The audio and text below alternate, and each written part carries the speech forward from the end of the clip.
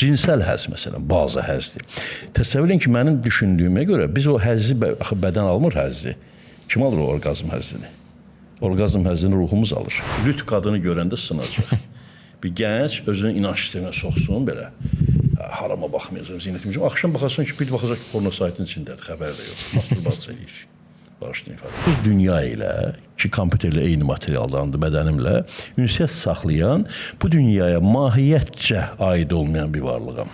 O mən proqram məndimi? Xeyr, o proqram mən beyin adlı kompüterin software-sına yazılmış hardware-dir. Yalnız elektron axınından ibarətdir.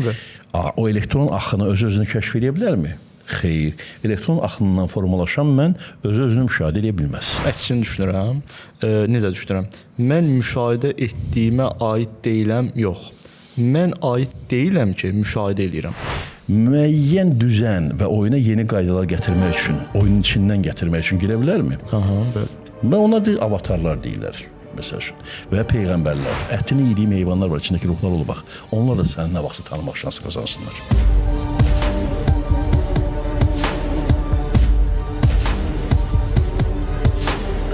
Salam Əli bəy, sizi bir daha görməyimə şadam.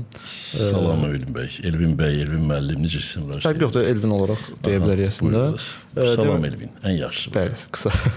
Demək biz ilk paylaşdığımız videoda daha çox mən sizə sual-cavab eləmişdim, belə deyək. Yəni mən sual vermişdim, siz cavab vermişdiniz. Bu dəfə söhbət xarakterli olacaq. Təbii ki, yenə də suallarım var. Zaten bu elə bir mövzudur ki, və siz elə bir belə deyək də bir mövqeydəsiniz ki, sizə hər sualı və hər cavabı ala bilərik deyə.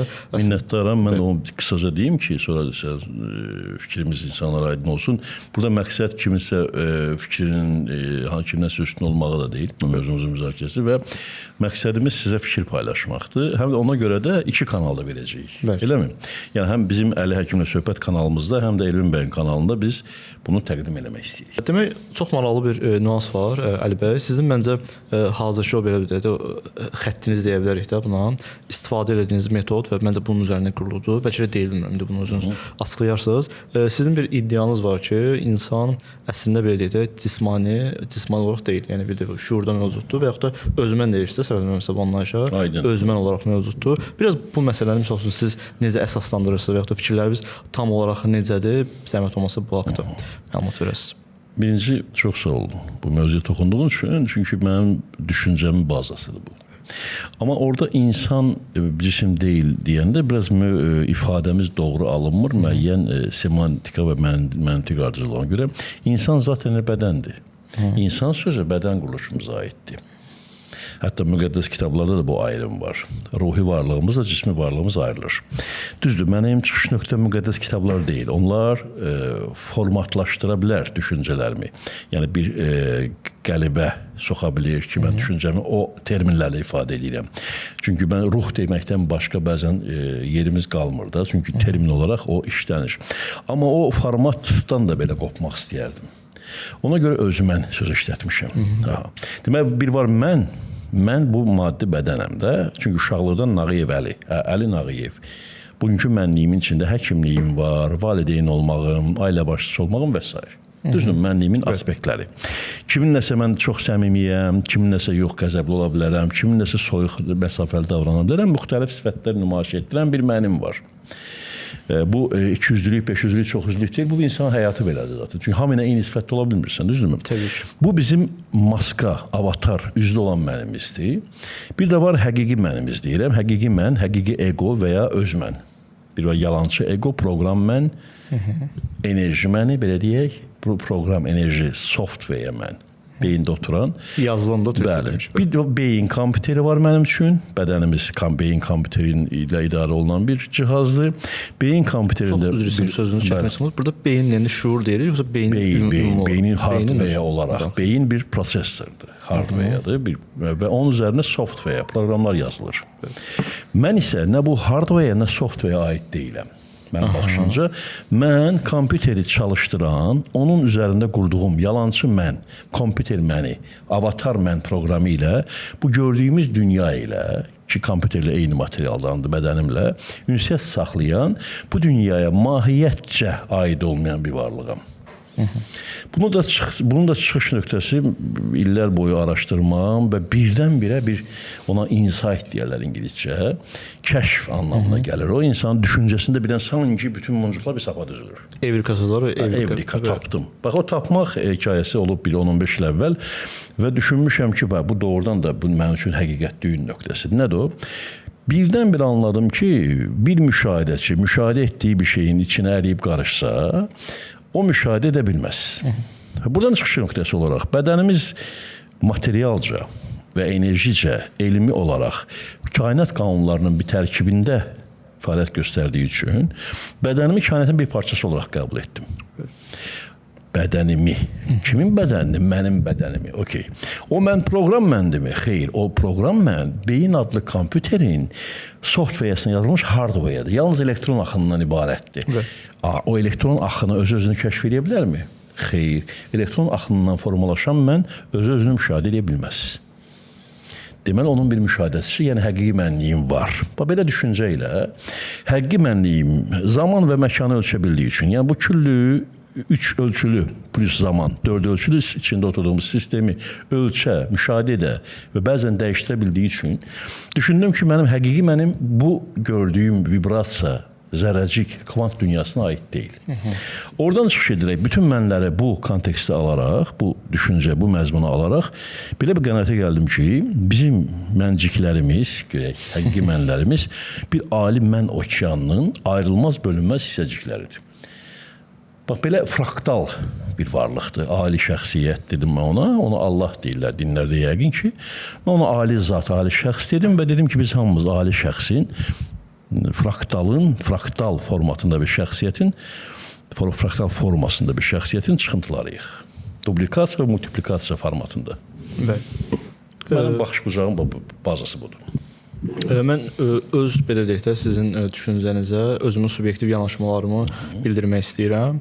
Məncə burada çox təməl bir belə deyək də fərq var sizlə mənim düşüncəm arasında. Nədir? Məsələn, siz deyirsiniz ki, mən müşahidə edirəmsə, müşahidə etdiyimə aid deyiləm. Bunu formallaşdırsaq, yəni subyekt obyektə aid deyil. Subyekt obyekt. Bəli, subyekt obyekt mövzusu. Mən isə tam əksini düşünürəm. Necə düşünürəm? Mən müşahidə etdiyimə aid deyiləm, yox. Mən aid deyiləm ki, müşahidə edirəm. Yəni bir növ bu səbəb nəticəni dəyişirəm. Hansı ki, Şekspirin bir şeirində var, yəqin ki, bilirsiniz.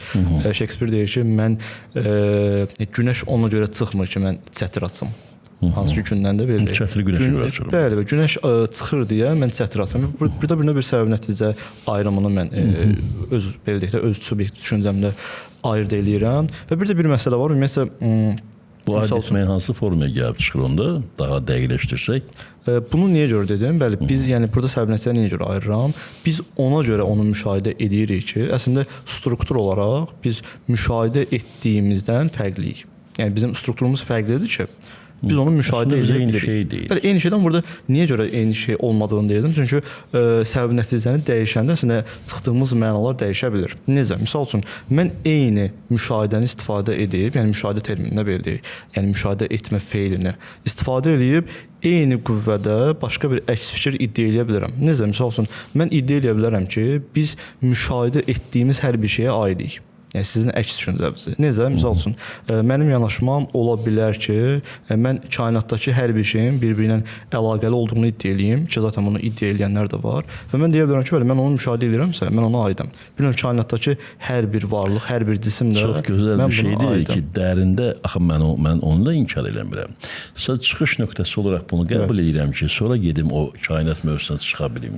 Hə, burada bəli, anladığım odur ki, bizim təlimdə ki, mən tədris edirəm, gənclərə öyrətdiyim də budur ki, mən subyektəm, obyektəm, obyekt üçün də mən obyektəm. Yəni mən subyektəm, tutaq ki, alizat obyekt əslində. Kainat alizatının enerjisinin bir hissəsidir. Səninlə bir yerdə, sənin ruhunla bir yerdə. Siz zaten o sonda ümumiləşdirirsiniz. Sonda bəli, bu panenteizm anlamından biraz daha dərin fəlsəfi baxış olur. Yəni mən daim olaraq həm subyektəm, həm obyektəm. Və subyektlə obyektin yalnız subyekt və obyektliyi fərqlənir, materialı fərqlənmir. Əslində ona gəlib çıxırıq. Bizim təlimdə sadəcə əvvəldən bu ayrımı niyə eləyirəm ki, bir insan daxilinə də geçsin də. Ruhi varlıq o daxilimizə getmir axı. Biz hamımız kainatda nizam, intizam axtarırıq. Və ateistlərlə dindarlar, din sahibləri otururlar, inanclılar mübahisə edirlər. Halbuki ikisi də inancda. Ateist də heç bir məntiqlə deyə bilməz ki, filan kəs yoxdur. Yox olduğunu demək ki, külli kainatı gəzəsən. Dindar da dini inancdan filan şeyx belə deyib və Quranda belə yazılıbsa belədir. Hələ ona bir məntiq əsaslı verməyə çalışırlar ki, kainatda hər şeydir, hər yerdə nizam var.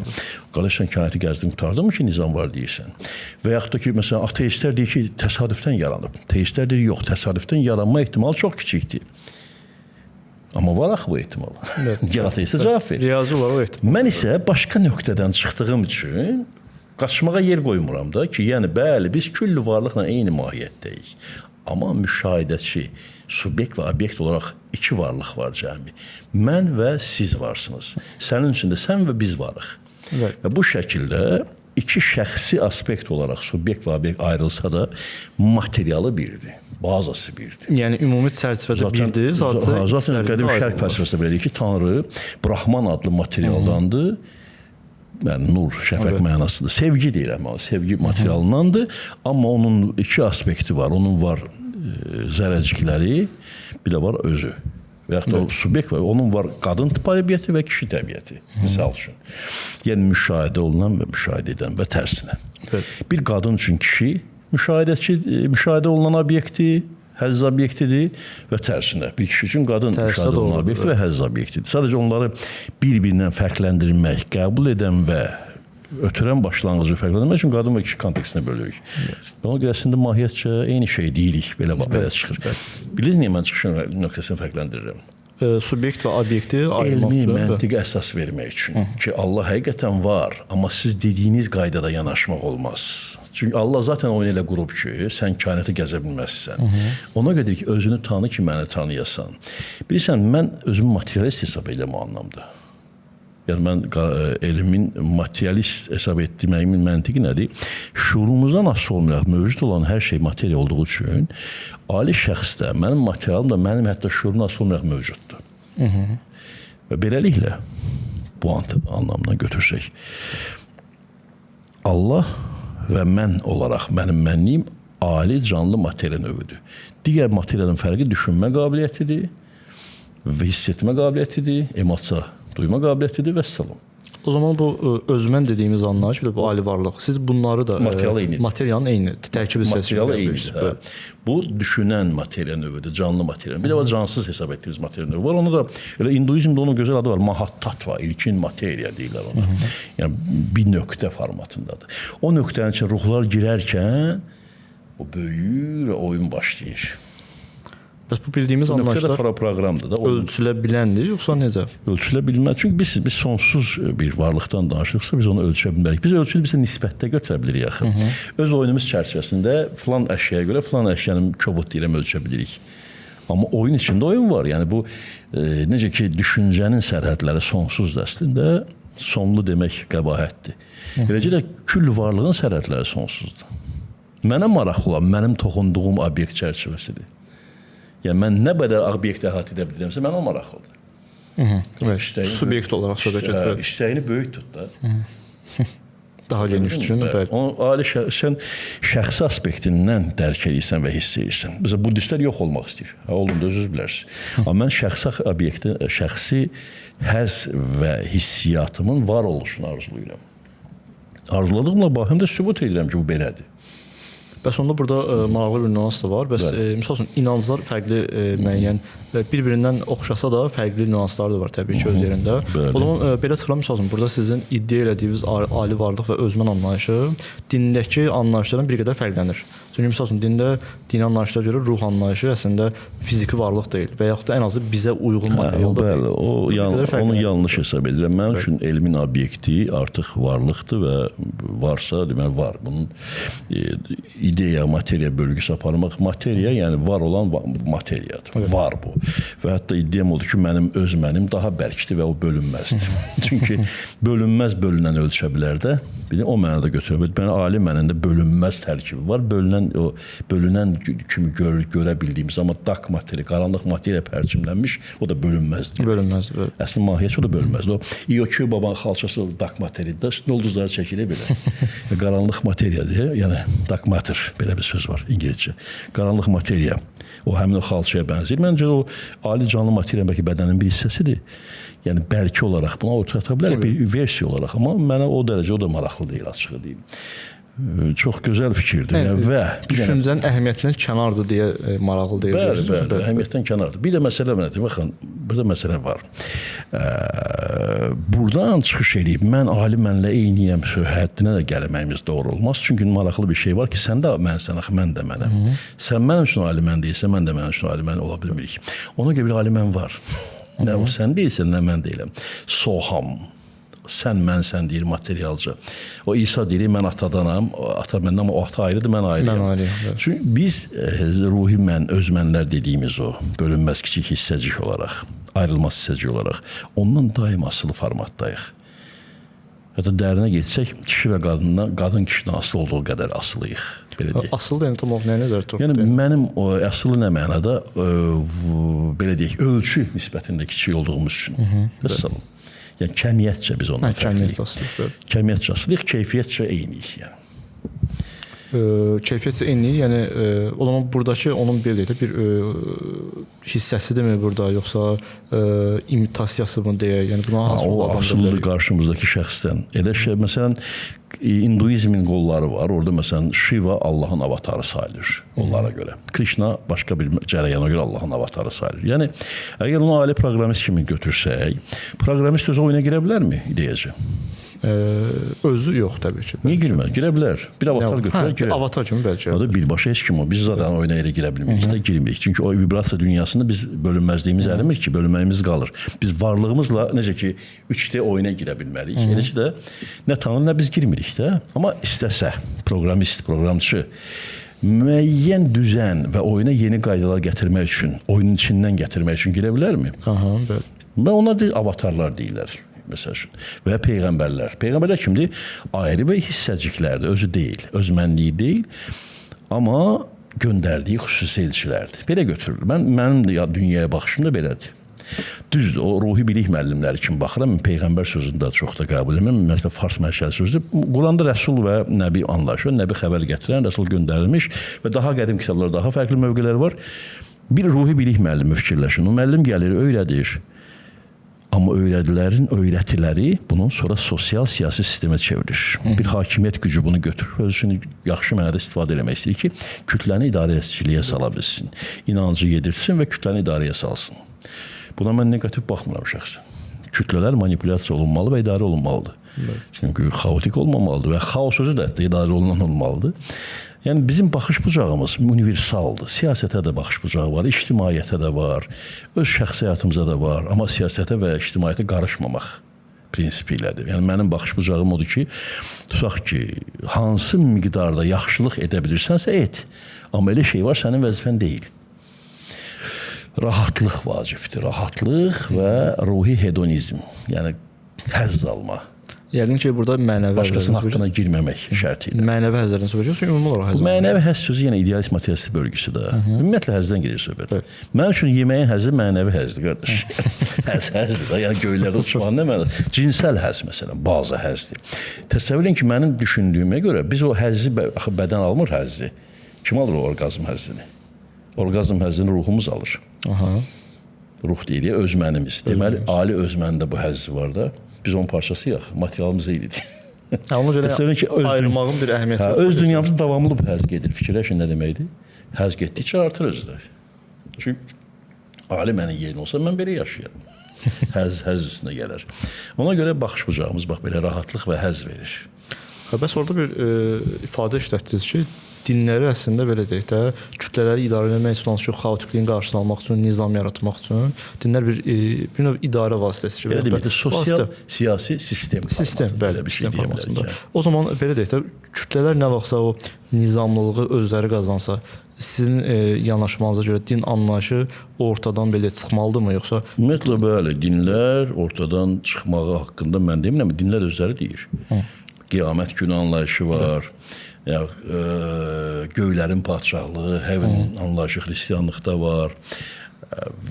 Və məsələn hinduizm özündə yer planeti sikllərdir və bəzən qızıl dövrə qədəm qoyur. Qızıl dövr dövründə ümumiyyətlə dinlə hamı meditasiya edir və dinlərə ehtiyac yoxdur. Ona görə bəli, hamı meditativ, yəni hamı düşüncəsi və hissi ilə ali zata yönəlik yaşasa ki, oyundan çıxmağa yönəlik olsa, təbii dinə, idarəçiliyə ehtiyac olmaz, amma bu utopiyadır. Yəni yer planeti mən düşünürəm ki, karma qanununda hətta varsa, heç vaxt heç bir planet ideal formata girə bilməyəcək. Çünki karma deyə bir qanun var. Bəli, bəzi planetar sistemlərdə ola bilsin humanoid formatda varlıqlar varsa, ki, onlar da özünü anlaya bilir. Onların ola bilsin ömrü uzun olsun, həyat şəraiti yaxşı olsun. Yer planeti özündə Angola ilə İsveçrəni müqayisə eləmək olmaz həyat şəraitinə görə. Eləcə də kainatda fərqləri var. Amma bu fərqlərin varlığı həmişəlikdir. Çünki daim maddi kainatlar həmişə, maddi dediyimiz o qaba maddi, zərrəcik, kvant kainatları deyəcəm ona. Kvant kainatları və dark matter, qaranlıq materiya həmişə var. Həmişə olub və olacaq məntiqlə. Olduğu müddətdə bu səviyyə və fərqli olacaq maddi dünya təzahüründə. Maddi dediyimə yenə, maddi dünya deyən kimi yəni ideal maddi bölünür. Belə deyək ki, cansız materiya nisbətində oynayan canlı materiya varlıqları ki var, mənciklər ki oynayır. Bu oyunda şərtlər və şərait elədir ki, sən müxtəlif səviyyələri levelləri keçməlisən. Ona görə oyun davam edəcək. Bəs misal üçün siz bayaq dediniz ki, rəsul və nəbi anlayışları əslində bir növ bildiyimiz o peyğəmbərlik anlayışları kimi deyil. Mən İslam bilicisi kimi özümü təqdim etmək istəmirəm, amma Qurandan müəyyən məlumatlarım var, ərəbcə özündən oxuyuram deyə. Əslində sualımın mahiyyəti nə idi? Misal üçün normalda bildiyimiz inanc üzərindən nədir? Yəni anladıqlarımız və oxuduqlarımız bu dünya bir imtahan dünyasıdır və bu çətinliklər əslində o imtahana görədir. Bəs Əli bəy o çətinlikləri nəyə əsasən? Bu dünya imtahan deyil. İmtahan, kim imtahan edir? Belə danışaq da, ali proqramist, rəb dediyimiz, rəb proqramist deməkdir, tərbiyəçi. Bu kainatın maddi kvant dünyasının, maddi deməyək, kvant dünyasının proqramisti ki var, bizə oyuna şərait yaradıb. O proqramist bizi niyə yoxlasın ki? Nəyi yoxlayır əgər bizi tanıyırsa? Bilirsə zaten niyə yoxlayır? Yox, bilirsə, mən açıq deyim, mənim düşüncəmə görə ona da maraqlıdır ki, mən bir an sonra nə edəcəm? Onun üçün bu oyun maraqlıdır. Oyunçular, amma o sınaq deyil, o maraqdır. Oyundur. Oyunundan alınan həzdir. Sınaq deyəndə sınaq nə üçün? Sınaq sənin özün üçün sınaqdır. Öz levelini qaldırmaq üçün sınaqdır. Mən bundan çıxdım. Nəticə çıxartdım. Sadəcə belə oyunun içində bir şeydir. Amma o məni sınağa çəkirmi? O məni niyə sınağa çəksin ki? Mükafat vermək üçünmü? Zaten öncədən bilir ki, mən nə yuvam quşuyam da. Burası burada məntiq gərək olsun. Ümumiyyətlə, məntiq olmayan heç nəyə qəbul etməmək düşüncəsindəyim. Bəs yaxşı, misal üçün, siz dediniz mükafat məsələsi normalda inanc sistemlərində... Oyun özü ilə işləyir ki, sən mükafat icazə alırsan. Onsuz alırsan. Həzlər olsun və yaxud da... Bu dünyada aldığımız əslində həzlər mükafatdır da zaten deyirsiniz. Yəni, əlbəttə. Bundan artıq nə istəyirsən? Halal həz mükafatdır. Halal nə deyirəm mən? Yenə din anlamında yox. Başqasının haqqına girmədən aldığın həz halal, düzgün həzdir. Başqa ruhi mən. Ruhi özməninin varlığını niyə vurğulamaq lazımdır? Ruhi özmənləri bölməsək, haqlarımızı tanımayacağıq. Nəsimən əl-həq desə də səni də əl-həq hesab edirdi. Demirdi, sən mənim tərkimdəsən, mən Allaham. Elə demirdi. Haqq deyirdi. Və ən-əl-həq deyəndə o ruhi varlığı nəzərdə tutur hər halda. Məsələn, cümlələrindən birini niyə Nəsimiyə keçdim? Mən izahat vermək üçün keçdim Nəsimiyə. Nəsimi deyir ki, məndə sığar ikən cahan, mən bu cahana sığmasam. Yəni, ruhi materialımız, özmənimiz kainatı ölçə bilir. Kvant dünyasına. Ona görə burada sığmır. Əslində, böyük ölçülərimiz. Anlayamayacağımız qədər, yəni müşahidəçinin müşahidə imkanları qədər böyükdür. Biz nə qədər böyük müşahidəçiyik. Və bir də orada bir söz var, onu deyir, demirəm, mən Allaham. Deyir, məndən uludur ayətim, zatı dürür bidayətim. Zatı dürür bidayətim, bidayət başlanğıc deməkdir. Zat da şəxs deməkdir, şəxsiyyət. Deməm, mənim başlanğıcım, çıxdığım nöqtə onun şəxsiyyətidir. Açıq deyil, o zatdır, mən də o zərrəciyəm. Bunu açıq söyləyir əslində anlayana. Ona görə məncə subyekt və obyekt, müşahidəçi və müşahidə olunan anlayışını mənim təqdim etdiyim formatda qavrayırsa kimsə, o Nəsimin də qavrayacaq, Füzulini də qavrayacaq, can və canan mövzusunu qavrayacaq. Can ruhi zərəcik, canan ruhların məcmuu, digər ruhlar hamısı bir yerdə bir şəxsiyyət formatındadır. Evet. Nə qədər böyük bir şey, məsələn bir pişik, bir it, bir qarışqa, onların içində o mənlər var. Onlar da sevgiyə və münasibətə layiqdir. Ətini yediyən heyvanların içindəki ruhlar da sənin sevgi və hörmətə layiqdir. Ətini yesəndir. Bəs misal üçün də bizim əxlaqi davranışlarımız, indi mən inancsız tərəfimi qoyuram bir kənara, bir inancılı kimi yanaşıram. Çox tutaq ki, mən öz əxlaqi davranışlarımı alıram müqəddəs kitablardan. İnancdır da bu, bəli. Bəli, inanc. Hər zaman sına bilər ha bu. Bəli. İlk lüt qadını görəndə sınacaq. Bir gənc özünü inanc sisteminə soxsun belə. Harama baxmayacağım, zinətimcəm. Axşam baxasan ki, bir baxacaq ki, porno saytın içindədir, xəbər də yox. Masturbasiya eləyir. Bağışlayın ifadəmə görə. Yəni bu onu əslində indi haram deyirik də buna və yaxud da yanlış düşüncədən, yanlış əxlaqi nüansdan çəkindirən bir amil deyil əslində. Yox, müasir gənci yox. Müasir gənclər çox çəkindirmir. Yaxşı nümunələrin dalınca getsələr də məntiqlə qavramasalar ki, nəyi niyə edirlər, çəkinməyəcəklər. Məntiqlə qavramasa ki, cinsi əlaqə nə üçündür və hansı həss formatıdır, onu ondan çəkindirmə olmayacaq və heç də böyük kişilər bundan çəkindirməyiblər. Əksinə təşviq ediblər, amma halal formatda, azad ünsiyyətlə. İkisi də azad olsa, xalqın gözü qarşısında biz bir yerdə elan edib, bir yerdə ola bilərlər formatında. Yəni misal üçün o Əli bəyin, yəni sizin qəbul etdiyiniz o ali varlıq və ya da ali zat deyirik də buna. O zaman ali zatın bizim üzərimizdə yaratdığı bir əxlaqi qaydalar yoxdur və yaxud da varsa bizim bunu hansı da kəşf edib deyil. Bir dənə əxlaq, bu yax dediyim məntiqlə yenə də. Sən də müşahidə etsən mən də. İkimiz də onun parçasıyıq. Bir atanın övladı kimi. Demək mən sənin haqqını necə almalıyam da. Yəni səni özüm kimi görməliyəm də belə. Səni özüm kimi görməli və səni incitməməliyəm də. Çünki özümü incitmiş olur. Özümü incitmiş olur. Məncə mən müşahidəçi mövqeyindən gör hara gəlib çıxmaq olur. Əxlaq kontekstində gəlib çıxırıq. Və hələ müşahidəçini də, alim müşahidəçini də unutmuruq axı. O da bizi görür axı, kimisi də münasibətimizi də görür.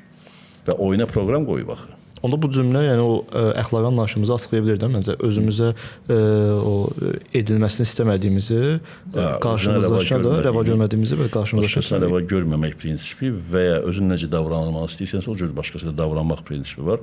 O dəqiqə bir nəfər sual verdi, bəs sadistlər və mazoxistlər var axı. Aha, orada artıq haqq mövzusuna qayıdırıq. Yəni soruşmalısan, sən ağrıdan ləzzət alırsan, sən də ondan ağrı verə bilərsən. Onu da belə fiziki zədə verib həyat haqqını əlinə almamaq şərti ilə. Çünki sən özün həyatını vermirsən axı. Yəni də bu tarazlama olur. Məntiq bir yerə eyni qalır.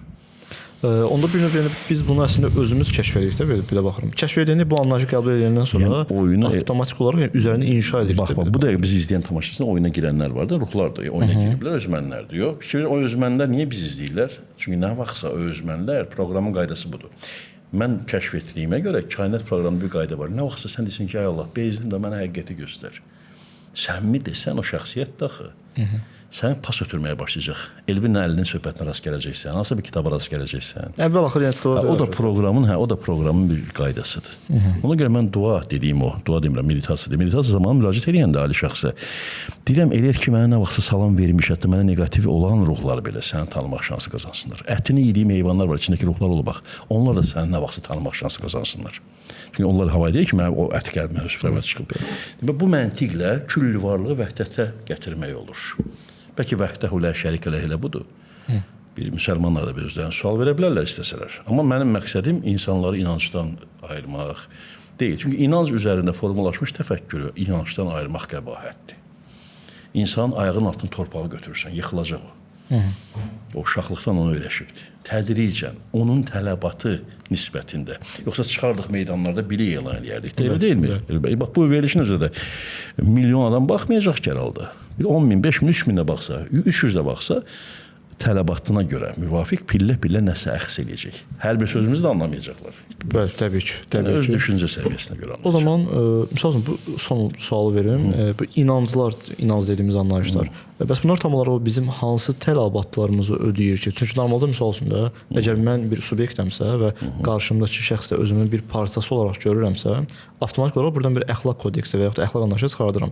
Bəs ondan yəni məni buna aparmayan və yaxud da mənə o din anlayışını, inanc anlayışını nə tələb edir və yaxud nə ehtimal edir ki, mən ona... Sənə yox. Mən də olar, inanmıram. Sizdə cəmiyyət təqnin edir, yox? Bəli, cəmiyyət. Ətraf, informasiya var. Onları kim arxasına durur?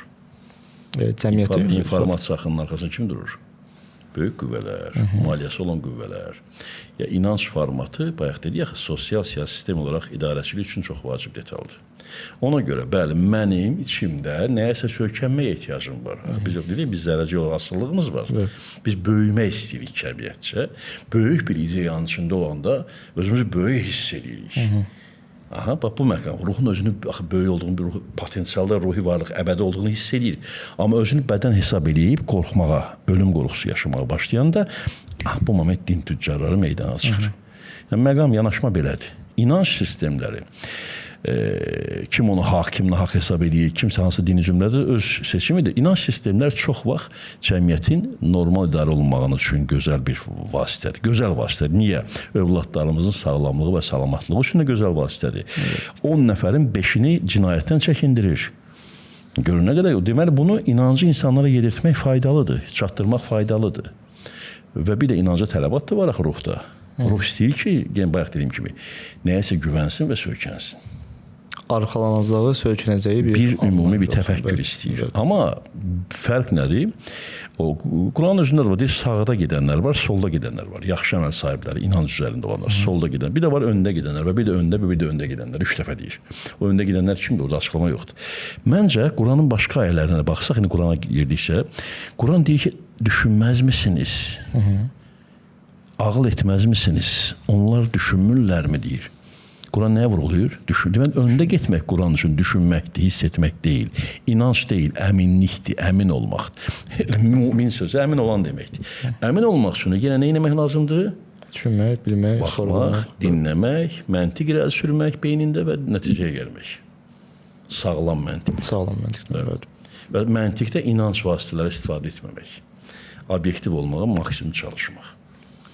Onda burada duyğuları da bir kənara qoymaq önəmlidir. Maddi dünyada duyğunun yeri yoxdur. Duyğunun yeri yalnız sevgilinlə yataqdadır, anana, atana münasibətdədir, övladlara münasibətdədir, emosion yeri. Maddi dünya təhlil apararkən, maddi deməkdir, kvant dünyası, yenə vurğulayaq. Kvant dünyasının təhlili, elmi təhlil apararkən, ali zatın varlığını təsbit etmək, sübut etmək üçün heç bir hissiyat olmamalıdır. Soyuq, dərrakə. Yoxsa qəlbdən danışan bəzi insanlar belə olub. Qəlbinizdə bəli, daxili öz mənimizin ehtiyacı var, amma qəlb ana hata çakra anlamındadır. Ruhun oturduğu məqam deməkdir qəlb. Qəlb sözü var da ərəblərdə. Qəlb o deməkdir. Ruhun qələbi. Emosional sferamızı deyir.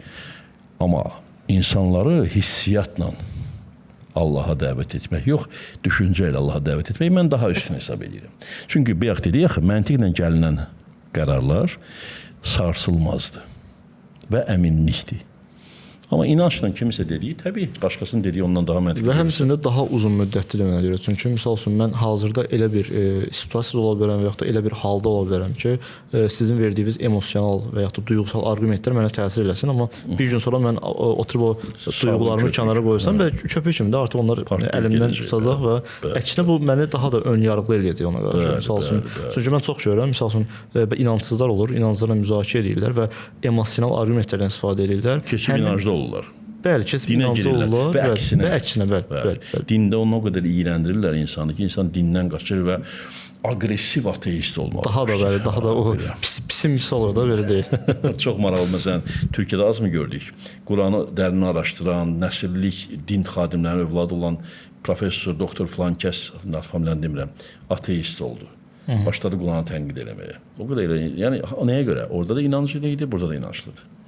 Bilik nə olsun? Məsələn, mən görürüz, Quranı tənqid etmədim. Evet. Çünki Quran-ı Kərim dediyimiz kitabın içində ruhi dəyər ölçüsünə, mənim o özmən kontekstimdən, mental yoga dediyim, ruhi bilik dediyim kontekstimdə baxın, o qədər böyük dəyərlər var Quranda ki, yəni adi bir ayət-ül kürsü, məsələn, bu baxışdan onu təhlil edə bilərik ki, Allahu la ilahe illə huvel hayyul qayyum, həyatı saxlayan odur, ondan başqası yoxdur. La ta'xuzu sinatun və la nawm. Heç vaxt mülgüləmir və yuxuya getmir. Təbii, özmənimiz də yuxuya getmir, onun bir parçası olaraq. Ləhu ma fis səməvət və ma fil ərd. Göylərdə və yerdə. Niyə göylərdə və yerin? Çox, o da ayrı bir hekayədir. Yəni, kainatda hər şeyin sahibidir. Burada məntiq var. Yəni, bayaq dediyim kontekstdən baxsaq. O zaman sizin tənqid etdiyiniz inanc deyil də, o inancı şərh etməkdir və yaxud inancı yanaşmaq. Mən tənqid etmirəm. Mən bir düşüncəyə dəvət edirəm. Tənqid etsəm, durum qılıncı düşün. Mən düşünürəm ki, dəyərli qardaşım, biraz gəncliyimə görə bəlkə bunu nümunə bir fikir olaraq deyim və sən bunu çox eşitmişsən yəqin. qaranlıqda qılınc çalmağın mənası yoxdur. Qaranlıqda qara pişiyi tapanmazsan. O Schrödinger pişiyi teması var. Ora işıq yandır ya da Schrödinger yeşiyini aç. Aç bax. Açıb baxmaq lazımdır. Yəni işıq yandırmaq. Mən də işıq yandırmağa çalışıram. Düşünün, mən demirəm ki, bunu Quran-ı Kərimimiz deyir. Ki, düşünməzmisiniz? Düşünməzmisiniz. Belə bir sual verir hamıya. Çox maraqlı şeylər deyir. Məsələn, bu onların axırıncı ölümü olacaq. Birinci ölümümüz deyil də demək. Sonra axirət sözü maraqlı sözdür ərəbcə. Axırıncı həyat deməkdir. Bundan sonra, bu ilk həyatımız olsaydı, bir misal deyim sizə, bundan sonraki həyat deyərdi də, ikinci həyat deyərdi. Axırıncı deməzdi. Deməli, neçə dənədir ki, axırıncıdır. Sonuncudur. Ya, bu məntiqlər var, bunların içinə varmaq istəmirəm, bu dini mövzulardır, amma düşünməyə çox yer var. Düşünməyə ali şəxs müxtəlif mesajlarında da, proqramlarında da, başımıza gələnlərdə də mesajlar buraxıb. Nə tökərsən aşına, o da çıxar qaşığına. Çox maraqlı bir nümunə deyəcəm sizə. Deməli, mən Özbevdəki kanalımdakı Elvinlə podkast verilişində çağırdığım fərqli sferalardan, fərqli düşüncələrdən şəxslər olub. Məsələn, bunlardan biri fizik var idi, Yalçın müəllim, incəsənət verdi insanı var idi, Təyyibə xanım, Vüsal bəyin özünü çalmışım, Yusuf Beysi və sizi çağırdım. Əslində hər biri deyildi, o çağırdığım zaman fərqli düşüncədə, fərqli yanaşma tərzlərində idi, amma hər birinizin o verdiyi sonuncu nöqtə, verdiyi sonuncu mesaj nə idi? Oxumaq lazımdır, araşdırmaq lazımdır, sorğulamaq lazımdır ən əsası. Bizim digər canlılarda bir dənə kompüterimizin ramındadır fərq. Bunu da eləməsək artıq məncə yox, yəni sən cihazını işlətmək istəmirsən, tamam, qayıt heyvan bədəninə. Doğrudan elədir. Yəni sənə verilib insan bədəni. Bəxtin gətirib almısan, düşmüşdün, dibə vurmuşdun bir hüceyrələrə, kobud deyək. Qayıdırsan insan bədəni almısan indi. İnsan bədənini almaq seks üçün deyil ki, insan bədəni yeyib içmək üçün deyil ki, fərq şeydədir. Sorulmaqdır. Məsələn, pişiklər aldığı cinslər səndən üstündür. Donuz, dişi donuz 30 dəqiqə orqazm keçirir.